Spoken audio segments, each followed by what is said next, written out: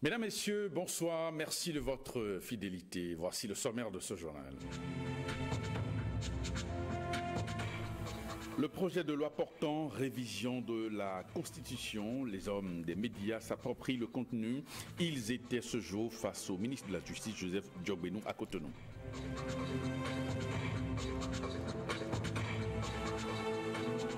L'enseignement supérieur bientôt mieux orienté au Bénin, le responsable de ce département a donné hier une conférence de presse. Au menu, la délivrance et la reconnaissance des diplômes de licence et de master.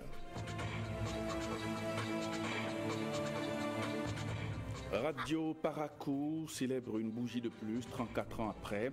L'organe a de la mémoire, le service de l'information s'améliore pour mieux satisfaire l'audience dans ce journal. Retour sur ce média.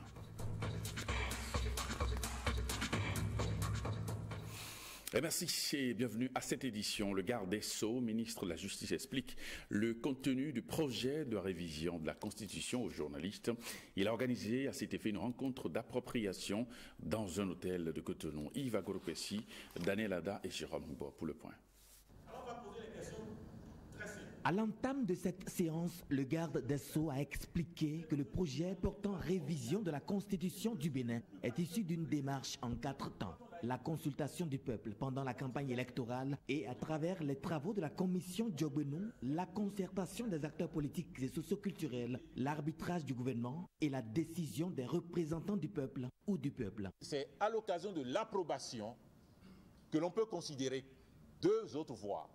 L'approbation par l'Assemblée nationale, les 4/5e, et à défaut, mais seulement à défaut, l'option du référendum. Alors c'est ce qui explique que le président de la République a saisi, en conformité avec la Constitution, l'Assemblée nationale pour qu'elle évalue, pour qu'elle décide, pour qu'elle délibère sur le texte suivant les dispositions prévues par la Constitution. Le garde des Sceaux a procédé ensuite par comparaison des rapports antérieurs d'études de la Constitution béninoise, celui de la commission Maurice Ahanzo Glélé en 2009 et celui de la commission Joseph Nyolonfon de 2013. Nous avons souhaité que vous preniez connaissance de ces rapports-là et que vous appréciez, lorsque vous souhaitez nous juger le gouvernement, que dans ce jugement il y ait un peu de justice et un peu plus de justesse. Dans la présente proposition, la Constitution garde ses références originaires. Si la loi était approuvée, le projet était approuvé, notre Constitution gardera ses références 90-032. Il sera simplement dit, le temps est passé, on a modifié en telle disposition à tel moment. La présente loi fondamentale ne constitue pas l'établissement d'une nouvelle constitution et n'emporte pas l'entrée en vigueur d'une nouvelle république. Vous n'aurez pas cette clause en 2009 lors du projet issu des travaux de la commission Ahanzo Glélé. Vous n'aurez pas cette disposition en 2013 lors du projet issu des travaux de la commission Joseph Nyolonfon. Vous avez cette disposition qui précise, qui rassure sur la volonté du président de la République de ne jamais, mais alors jamais, par le biais d'une modification, conduire le juge qui interprète a posteriori à dire que cela est une nouvelle république ou que cela devient une nouvelle constitution. Plusieurs autres aspects du dit projet ont été dévoilés aux hommes des médias qui, eux aussi, se sont exprimés. La laïcité de l'État, l'atteinte à l'intégrité du territoire national, le mandat présidentiel de 5 ans renouvelable une fois, la limite d'âge, le type présidentiel du régime politique au Bénin. Je veux savoir pourquoi le garde des Sceaux n'a pas fait recours aussi à ces 2 décisions qui viennent s'ajouter aux articles 154, 155 et 156. Est-ce que vous pensez aujourd'hui, monsieur le ministre, que ce projet apporte un impact véritablement social? Avez-vous fait l'exercice que vous venez de faire devant nous, devant la représentation nationale? Si oui, quelles ont été leurs observations et impressions au terme de l'exercice? Et sinon, est-ce qu'il est prévu que vous puissiez le faire donc devant nos honorables députés? Et justement, au même moment, les députés sont en tournée nationale pour expliquer le projet et recueillir les amendements y afférents. Que chacun se rappelle au moins que si l'amendement, les 4/5 ne sont pas obtenus à l'Assemblée nationale et que le projet doit être soumis au référendum, c'est le projet du président de la République qui est soumis, élagué de tous les amendements. Et donc nous avons tous intérêt à travailler à l'Assemblée nationale pour que, premièrement, les amendements qui sont nécessaires puissent être pris en compte et deuxièmement, pour que le projet soit adopté à l'Assemblée nationale à la majorité des 4/5. C'est dans l'intérêt de chacun de nous et c'est dans l'intérêt de notre pays, de notre nation, de notre patrie. Le garde des Sceaux a prévu organiser la même activité à l'intention des journalistes à Porto Novo. Et puis on reste sur le même sujet, la révision de la Constitution. Le débat est ouvert et pour vous permettre d'avoir connaissance et avec certaines dispositions qui font polémique, la télévision nationale vous propose une série d'interviews. Ce soir, on s'intéresse au mandat unique et c'est Maître Luc Martin-Roncarin qui nous entretient sur la question. De toutes les solutions, c'est la meilleure.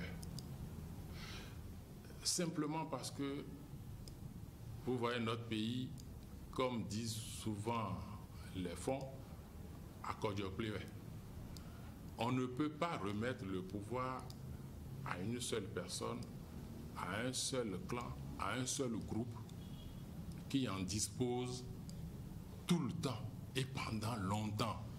Ça va susciter des jalousies et ça va créer des problèmes de mésentente dans le pays. Chez nous, si nous voulons avancer, il est bon qu'on réduise le mandat à 1. Parce que ça permet de limiter, de réduire la corruption. Ça permet une bonne gouvernance parce que celui qui a le pouvoir peut disposer de beaucoup de choses et même piétiner la loi. C'est aussi pour permettre à tous les citoyens qui aspirent à gouverner le pays dans n'importe quelle région d'avoir plus de facilité à pouvoir accéder au pouvoir suprême d'État. Et comme ça, on ne dira plus non, c'est le Nord seul qui gouverne, c'est le Sud seul qui gouverne, c'est l'Est qui gouverne. Nous aurons avec ce changement vraiment plus de facilité d'avoir des présidents de diverses régions. Les jeunes vont commencer par s'exercer à la politique et arriveront aussi aux affaires.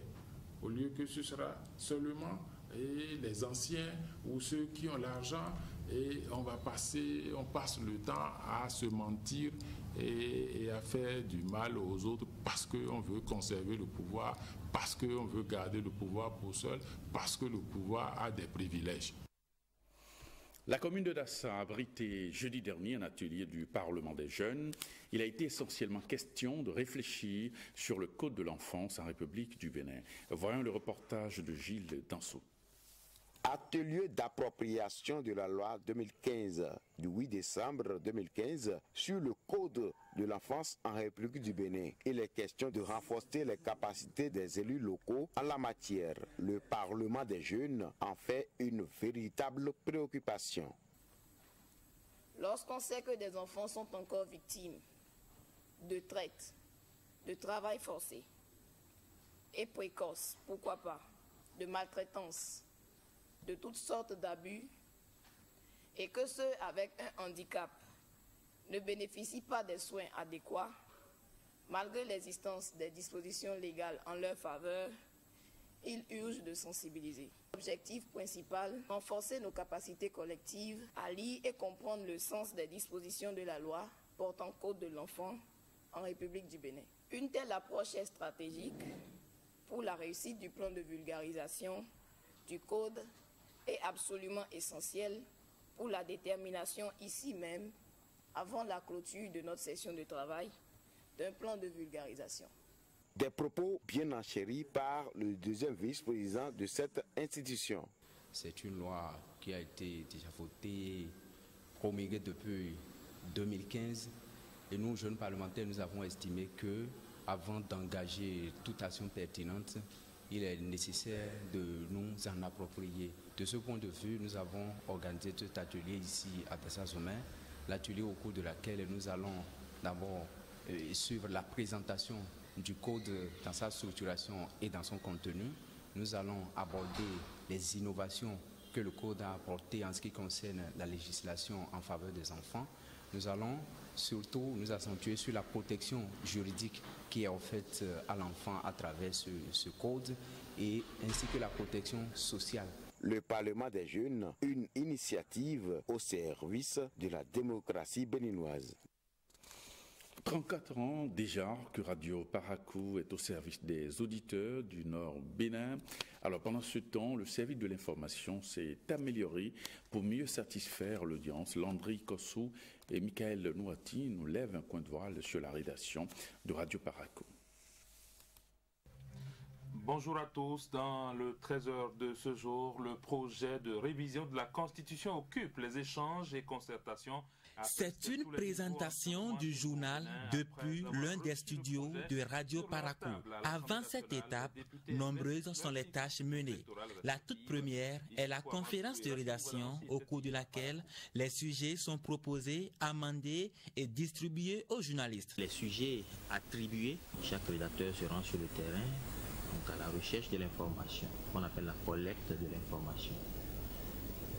Donc une fois l'information collectée, très rapidement, ils reviennent à la rédaction, ils font le traitement, ensuite la pose de voix, le montage pour rendre disponibles les produits finis. Comme le vin qui se bonifie au fil du temps, la rédaction a connu quelques avancées pour mieux informer ses auditeurs. Je peux dire, sans crainte donc de me tromper, que tous les rédacteurs du service de l'information savent monter.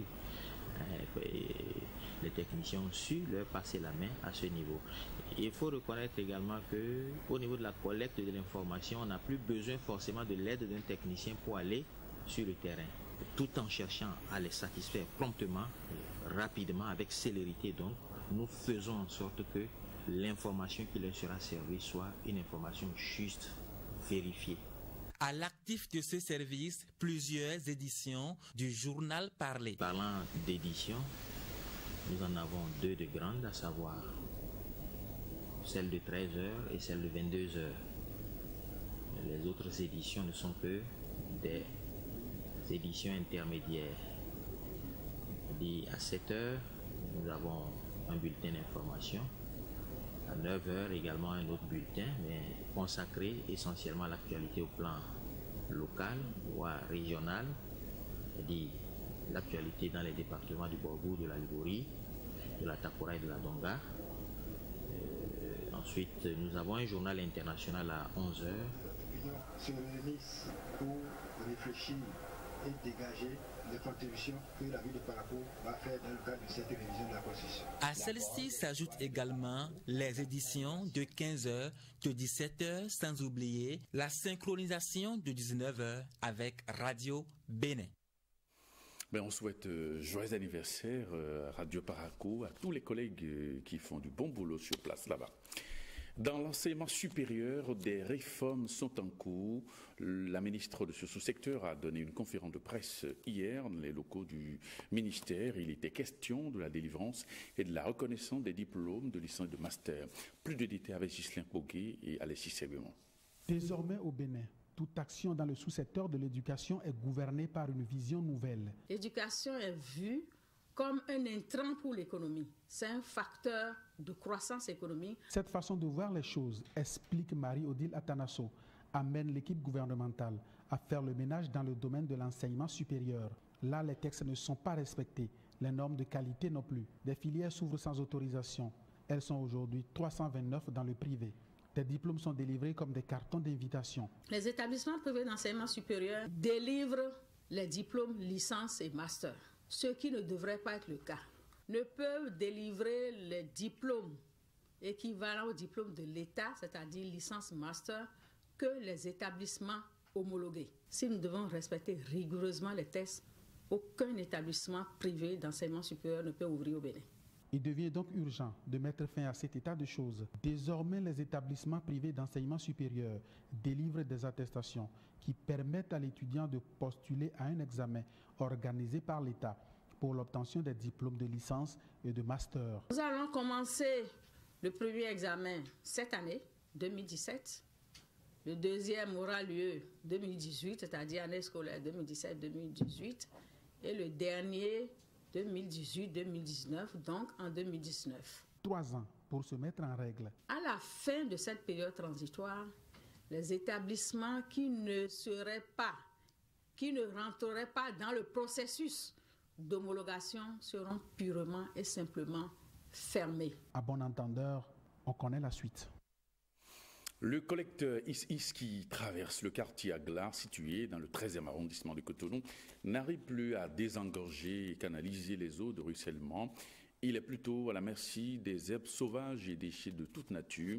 Une équipe de la rédaction est allée faire le constat sur place. Enoch Compati, Dine Bouraïman. Une observation de ces infrastructures, communément appelées collecteurs d'eau, permet de constater qu'elles sont abandonnées aux herbes et aux ordures de toute nature. Mais ce qui saute encore plus à l'œil, ici au quartier Agla, à Plomé de Cotonou, dans le 13e arrondissement, ce sont les herbes sauvages qui cohabitent avec les riverains. Avant de dormir, même c'est problème.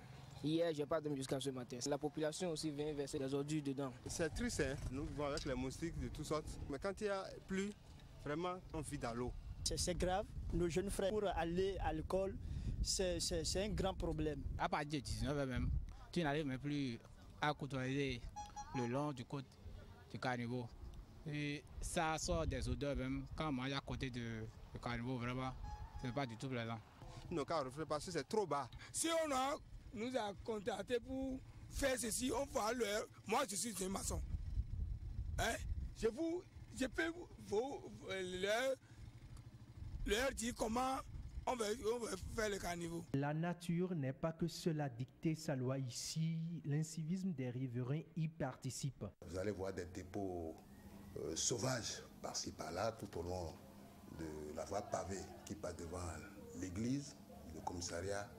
Nous avons assaini cet endroit-là l'année dernière, mais aujourd'hui, c'est encore plein de détritus de dépôts.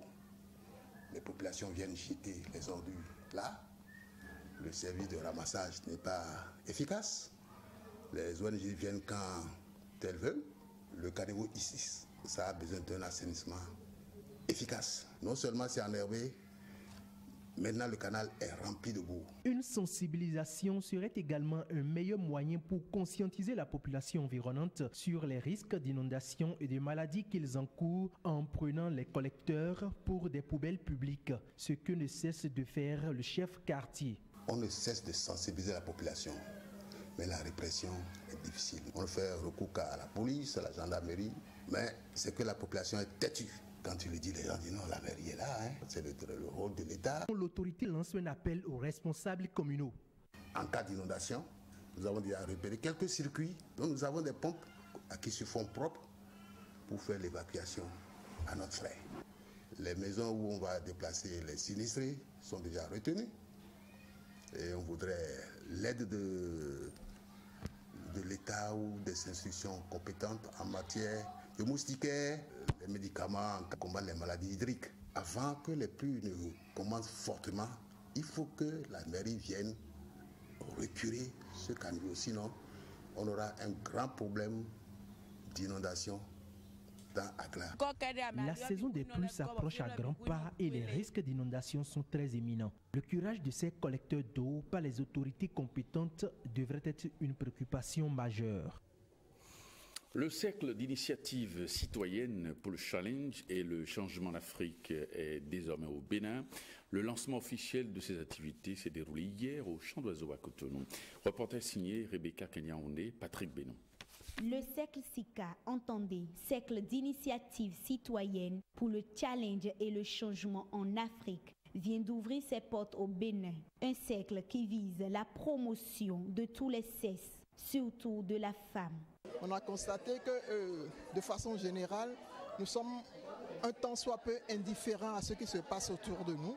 Et quand je parle de personnes indifférentes, je vois aussi la femme, et surtout la femme, qui semble ne pas s'intéresser à toute la problématique du développement politique de son pays. Son objectif, amener les citoyens à plus d'implication dans la prise des grandes décisions en Afrique et au Bénin. Nous entendons mener des actions de changement de mentalité, notamment pour inclure toutes les couches de la population à s'engager mieux dans la citoyenneté, à avoir un meilleur engagement citoyen pour aider les gouvernants dans la démocratie et dans la bonne gouvernance. Une initiative bien accueillie par le gouvernement béninois et encouragée par le ministre de la Justice. Ce n'est pas facile de s'engager dans un contexte africain de difficultés, de défis rarement surmontés. Je voudrais porter la voix du gouvernement pour vous encourager. Le cercle SICA est né depuis 2 ans en Afrique. Il entend promouvoir un changement de comportement à l'égard de la femme. Ceci pour rendre effective l'égalité des chances.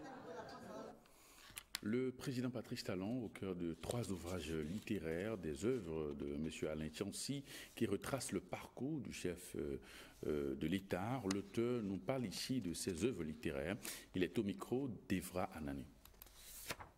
Dans cet ouvrage, je suis en train de faire la restitution politique de la présidence passée, avec pour visage principal le président de la République. On a eu la chance, à partir du président de la République, d'avoir un trésor d'événements qui nous permettent d'écrire énormément sur lui. C'est un grand homme, c'est un homme de destin et c'est un homme distingué parce que quand on regarde le parcours singulier, quand on regarde le destin actuel et quand on regarde les prérogatives dont il a à charge, c'est beaucoup de choses, c'est beaucoup de vie à la fois. L'agneau, c'est quelqu'un abat. L'agneau, c'est quelqu'un sacrifie.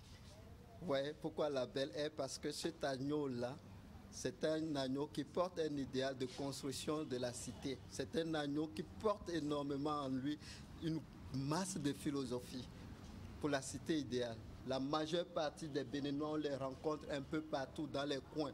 Donc je ne veux pas prendre le livre du président de la République, aller l'enfermer dans les librairies, dans les noms. Je veux que ça serve dans les maisons, dans les ménages, et les étudiants, tout le monde.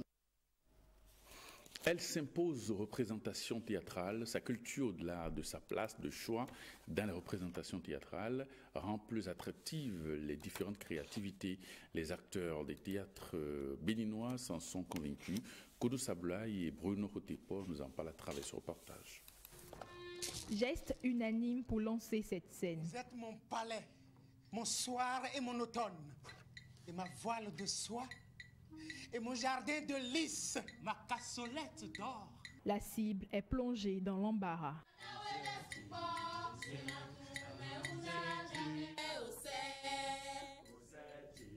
Les prétendants, eux, redoublent d'arguments et certains instruments de musique traditionnelle béninoise sont sollicités. Rien ne laisse penser à une séance de répétition.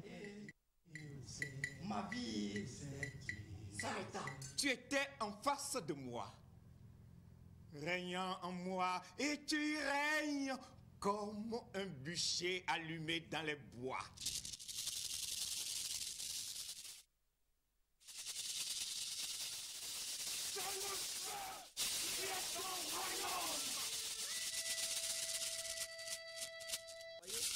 L'instrument, le tchékéré, c'est un instrument fondé vraiment par les Yoruba. Et quand on doit faire danser le roi, c'est cela qu'on utilise. Le roi Yoruba par excellence aime bien bouger son corps par cet instrument, le bruit de perles sur la calebasse. Dans cette école de théâtre à Cotonou, la culture est mise au devant de toute représentation théâtrale. En bon apprenant, les étudiants prennent le pli et reconnaissent la force de la culture dans les créations théâtrales. La culture est très capitale pour supporter, qu'on doit faire recours pour le théâtre contemporain. Pour moi, c'est d'une importance de ramener ou d'intégrer notre tradition à ce que nous faisons. Parce que, avant tout, ce que nous créons, le travail que nous faisons, s'adresse à l'endroit de notre peuple. Pour moi, c'est comme la télé. C'est comme la télé pour diffuser et faire la publicité donc, de la promotion de la culture. La culture valorise les représentations théâtrales, les renforçant ainsi dans leur mission d'éducation et d'éveil de conscience. La Nuit poétique, c'est un festival culturel qui s'organise chaque année. La 3e édition a eu lieu hier à l'Institut français de Cotonou. Une occasion pour les différents acteurs de célébrer la poésie. Reportage. La musique, l'art plastique et la poésie, c'est un mariage artistique qui caractérise cette édition 2017 de la Nuit poétique. Il y a une véritable mise en scène, mise en espace aussi, et parce que vous avez vu, il y a par exemple le décor et la sculpture vivante, et aussi le body painting et le live painting que le plasticien et le modèle ont réalisé pour enrichir dans cette nuit. Un spectacle riche qui a permis aux poètes nationaux et internationaux présents de dire les mots et les textes avec une originalité sans pareille. Au plus profond de l'être se dessine une cassure que ni l'alcool ni l'artifice des rires n'arrivent à ensevelir. Et dire que les mots de l'aliénation se sont inscrits en faux pas. Il est perdu dans ce quartier, dans cette galaxie qui est la mienne. Il presse pas, je le suis, mais il m'échappe. Cette initiative va perdurer dans le temps et permettra aux différents acteurs de se retrouver dans un même creuset. Déjà, nous pensons à la création d'une résidence internationale dans le cadre justement de ce projet. Et donc nous allons créer une résidence et recevoir au sein de cette résidence des poètes pour des créations d'œuvres poétiques. Un grand rendez-vous qui fera désormais du Bénin le carrefour de l'art et de la culture. L'artiste chanteur Dibi Dobor est de retour après quelques mois d'absence due à la maladie. La coqueluche de la musique des jeunes et surtout une voix qui porte en ce moment au sein de la musique béninoise prépare un géant concert inédit avec la présence de plusieurs stars internationales. L'artiste tient à dire qu'il réserve une surprise époustouflante au public béninois. Écoutons-le ici, sur des propos recueillis par William Tchoké.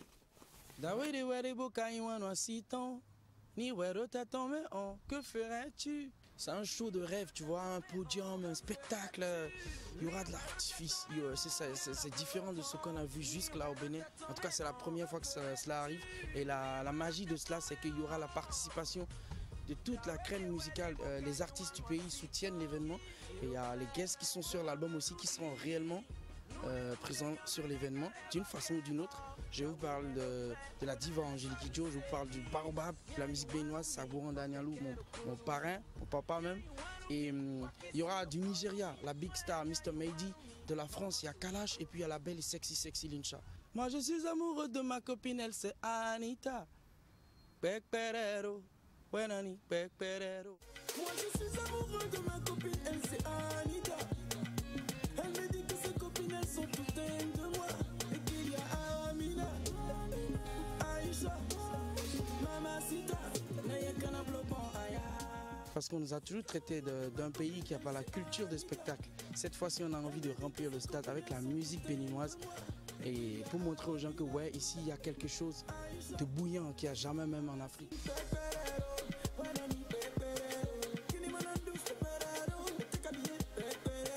Ça se passe le samedi 15 avril à 17h17 au stade Mathieu Kérékou de Cotonou. Le feu! Ne rate pas mon pote.